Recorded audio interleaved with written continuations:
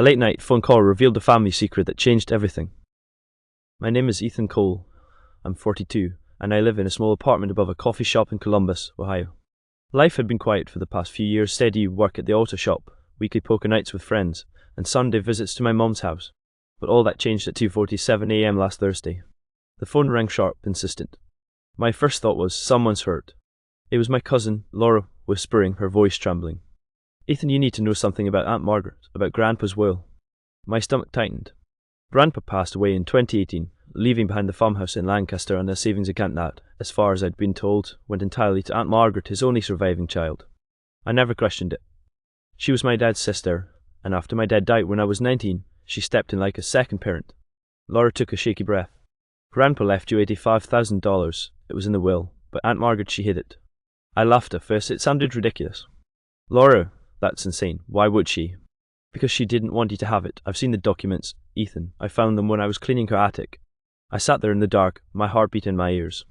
I remembered the day of the reading of the will, how Margaret had insisted there was no need for a lawyer because Grandpa's wishes were simple. At the time, grief clouded everything, and I trusted her. Where are the papers now? I asked. Laura hesitated. Still in her attic, but if she finds out, I told you, she'll destroy them. The image of Aunt Margaret, her perfectly styled silver hair, the way she always smelled faintly of lavender and control flashed in my mind. I could almost hear her voice. Ethan, you've always been like a son to me. I wanted to believe there was a misunderstanding. But then Laura said something that made my blood run cold.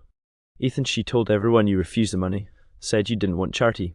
The lie was so precise, so plausible, it made me nauseous. By 3:15 a.m., I was already dressed, car keys in hand. If Laura was telling the truth, I wasn't just robbed of money, I was robbed of the truth about my own grandfather's final wishes. And the person who did it wasn't a stranger. It was the woman who'd raised me like her own son. By 4:02 I was driving down the empty stretch of Highway 33 toward Lancaster. The August air was thick, the windows down just enough to let the smell of wet earth roll in from the fields. My hands gripped the steering wheel tighter than I realized. Aunt Margaret's farmhouse sat at the end of Willow Creek Road, a white two-story with navy shutters and a porch swing that hadn't moved since Grandpa died. I parked behind her silver Lexus, the one she always bribed about buying in cash. No payments. The house was dark, except for a faint yellow glow spilling from the kitchen window. She was awake. I texted Laura here. Tell me exactly where the papers are. Her reply came quick. Attic. Cedar trunk under the far window. Look for an envelope marked Cole. When I stepped inside, the familiar creak of the hardwood floorboards hit me like a memory I didn't want. The smell of coffee and lavender still clung to the air. Aunt Margaret stood at the kitchen counter in her silk robe, pouring herself tea. She didn't look surprised. Ethan, she said evenly. It's early for a visit. I forced a smile. Couldn't sleep. Her eyes narrowed slightly, scanning me the way she always did when she suspected something. You've lost weight. You eating properly? Fine, I said. Mind if I go upstairs? Just wanted to look at some of Grandpa's old things. She hesitated. The attic's a mess. Best not to. I don't mind. I didn't wait for her permission. I headed for the stairs, my pulse thundering. The attic door stuck halfway, but I yanked it open. The air inside was hot, heavy with dust. The cedar trunk sat exactly where Laura said. Kneeling down, I flipped the latch. Inside were photo albums, a few faded quilts, and an envelope with Cole written in neat, looping cursive. The second I touched it, footsteps pounded up the stairs behind me. What do you think you're doing? Aunt Margaret's voice was sharp now, stripped of its usual sweetness. I stood holding the envelope, finding out the truth. She crossed the attic in 3 strides and tried to snatch it from my hands. For a moment, we were both gripping it, neither willing to let go. Ethan, she hissed, you don't understand what you're getting into. The envelope tore slightly at the corner, revealing a glimpse of typed legal pages and a figure, $85,000. I stared at her. So it's true. Her face drained of colour, but her voice was steady. If you open that, you'll destroy this family. I opened it. What I found inside wasn't just a missing will. It was a handwritten letter from Grandpa addressed to me, and the first line made my stomach twist. Ethan, if you're reading this, it means Margaret has betrayed you. The attic felt smaller as I unfolded the letter, my hands trembling. The paper was yellowed but intact, the handwriting firm and deliberate Grandpa style. Ethan, if you're reading this, it means Margaret has betrayed you. The $85,000 is yours, money I set aside after your father passed. I know she'll tell you otherwise. Trust no one until you've spoken to Laura. She knows more than you think. I read it twice before looking up. Aunt Margaret was watching me like a hawk, her lips pressed so tight they'd gone pale. You have no idea what that money was meant for, she said finally. It was meant for me, he said so. Her eyes flashed. Your father made terrible choices. He left debts you don't know about. I cleaned them up so you wouldn't have to live with the shame that money repays me. It was the first time I'd heard her speak so bluntly about Dad. My chest tightened. And lying to me for 6 years, that's your idea of protecting me? The stairs creaked behind us. Laura's voice came from the doorway. I told him, Aunt Margaret, he had the right to know. Margaret spun toward her. You foolish girl, do you think this family needs more division? You're stirring up trouble for no reason. No reason? Laura stepped into the attic, her face flushed. You told everyone Ethan refused the money. He said he called it charity. Margaret's mouth curved into a cold smile. It was easy that way. Saves you both from pity. I glanced between them, my pulse loud in my ears. Who else knows? Laura looked at the floor. Uncle Frank and your mother. The air went out of me.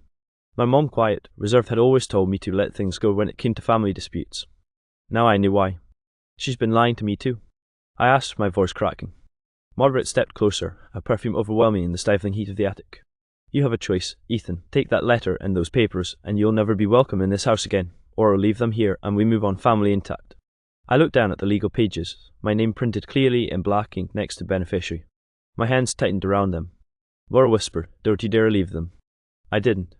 I shoved the envelope into my jacket pocket. Margaret's face went rigid, the faint tremor in her hands betraying the calm she tried to keep. You're making a mistake, she said. Maybe I was. But as I stepped past her and down the narrow stairs, I knew one thing: this was only the beginning. Because if Mom knew, then I had a whole different kind of betrayal to face. And I wasn't sure I was ready for it. I drove back to Columbus with the envelope on the passenger seat, my eyes flicking through it at every red light like it might vanish if I looked away. By the time I pulled into my apartment's parking lot at 6:11 a.m, the sky was a pale grey, the first light of morning creeping over the city. I didn't sleep.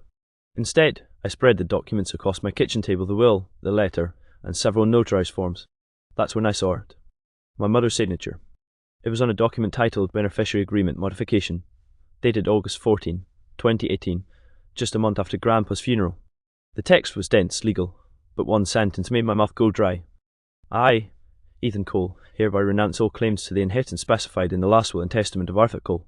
Except I had never signed it, and the signature at the bottom, my name wasn't in my handwriting. My mother's name was there too, as a witness. At 7:03 a.m, I called her. She picked up on the second ring, her voice calm, almost too calm. Ethan, honey, why are you calling so early? Why is your name on a document saying I gave up Grandpa's inheritance? Silence. I could hear her breathing. Then, you don't understand, Margaret and I were trying to protect you. Protect me from what? $85,000? She sighed, that same weary sound she'd made my entire life when she thought I was being difficult. Your father left more than debts. He left other obligations. People were asking questions. Ethan, dangerous people, Margaret, and I decided it was safer to make it look like you walked away from the money. I laughed, bitter and sharp. He forged my signature to protect me, or to keep the money? Her voice rose, something rare for her. Don't you dare accuse me of stealing from my own son. But the way she said it didn't sound like anger, it sounded like fear. Who are these dangerous people? I asked. She hesitated. It doesn't matter now, the money is gone. No, Margaret still has it. I saw the account number. The pause was longer this time, and when she spoke again, her voice was icy. Then you've made a bigger mess than you realize. Before I could respond, she hung up. I sat there staring at the phone, my hands cold. If what she said was true, this wasn't just about family greed, it was about something else. Something Grandpa never told me. And when I checked the will again, I noticed a second bequest, one I'd completely overlooked in the chaos. It wasn't money. It was a piece of land in rural West Virginia. And according to the papers, I wasn't the only one who had a claim to it. By 8:42 a.m, I was on my second cup of burnt diner coffee that was spread open in front of me like some cursed treasure map. The section about the land was brief but clear. Parcel 17B, Boone County, West Virginia, to be divided equally between Ethan Cole and Margaret Hayes. Boone County. I'd never been there, never even heard Grandpa mention it. And yet here it was, our names locked together in black ink. I pulled out my laptop and searched the county property records. Parcel 17B was 42 acres of forested hillside, appraised at around $230,000. The record showed it was still jointly owned, and Grandpa had never transferred it fully to Margaret. If she'd hidden the cash, maybe the land was her next target. I called Laura. She answered on the first ring. You found the land clause, didn't you? You knew? Of course, Margaret's been trying to sell it for years, but she can't without your signature. She's furious about it. Why does she even want it? She doesn't need more money. Laura hesitated. It's not just the land, Ethan. There's an old coal storage building on the property. Grandpa once told me it wasn't just for coal. That stopped me cold. What was in it? He wouldn't say. Just that if anything ever happened to him, you should never let Margaret sell that land. My mind started racing. Was this tied to the dangerous people Mom mentioned? Before I could press her further, a knock rattled my apartment door loud, impatient. I peeked through the peephole. It was Aunt Margaret. I opened the door halfway. She was dressed sharply for morning navy blazer, pearl earrings like she was about to walk into a bank meeting. "We need to talk," she said, pushing past me before I could respond. She sat at my kitchen table, eyes locked on the will. "So now you know about Boone County. What's on that line?" I asked. Her gaze didn't waver. "Nothing you'd understand, but it could ruin this family if the wrong people find out." "That sounds like a threat." "It's a warning." She leaned in. "Sign your half over to me, Ethan. I'll pay you $50,000 cash today." I stared at her. "You already stole $85,000 from me, and now you're offering me hash money." Her lips curved into the same cold smile I'd seen in the attic. "Think about it. 50 grand for something you've never seen, never cared about, and you walk away clean." I didn't answer. Not yet. Because I'd already decided something. I needed to see that land for myself. 2 days later, I was winding my way through the narrow backroads of Boone County, West Virginia. It was late afternoon, the sun cutting low across the hills, turning the trees into jagged black silhouettes. The GPS kept losing signal, and the road was more pothole than pavement. Fossil 17B wasn't marked by any sign, just a rusted metal gate chained shut. I parked my truck on the shoulder and climbed over. The air smelled of wet leaves and something faintly metallic. The old coal storage building Laura had mentioned was exactly where the county map said it would be, squatting in the middle of a small clearing. The corrugated metal siding was streaked with rust, the padlock on the door so old it crumbled when I hit it with a rock. Inside, it was dark and damp, the floor covered in a layer of dirt and coal dust. My flashlight beam caught on something in the far corner, a row of wooden crates stacked 3 high, each stamped with faded black letters US Army. My pulse kicked into overdrive. I pried one open with a crowbar I'd found near the door. Inside wasn't coal.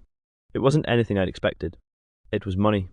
Bundles of $100 bills, still wrapped in old Federal Reserve bands. The bills were crisp but clearly aged, maybe from the 80s or 90s. I pulled out one bundle and saw another layer beneath it, small, oil paper wrap packages. I tore one open. Inside was a handgun, perfectly preserved. That's when I heard the crunch of tires on gravel. I killed my flashlight and moved to the doorway, peeking out. A silver Lexus Margaret's was coming up the path. She wasn't alone. My mother was in the passenger seat. They got out, voices low but urgent. I caught a fragment as they approached. "We can't let him take anything. If he talks..." My hands tightened around the crowbar.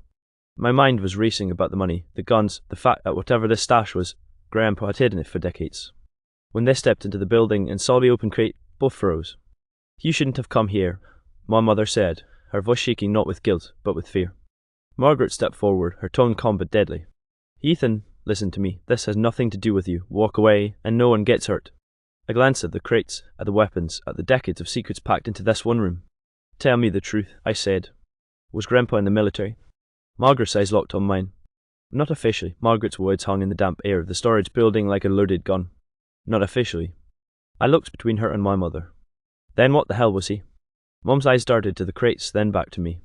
Your grandfather worked with people during the mine strikes in the 80s, not for the union, not for the companies. He moved things, cash, weapons, for men who didn't want their names anywhere. My throat went dry. "You're saying Grandpa was a smuggler?" Margaret's lips tightened. "Call it what you want, but that money isn't clean, Ethan. It was meant to disappear decades ago. If you take it, you're taking everything that comes with it." I glanced back at the stacks of cash, the crates of guns. "And instead of destroying it, you decided to keep it for yourselves."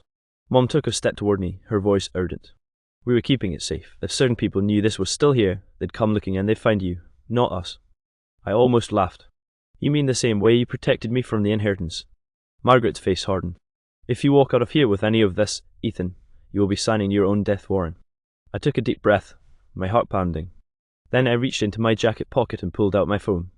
The red recording icon blinked back at me. "I've been recording since I opened that first crate," I said quietly.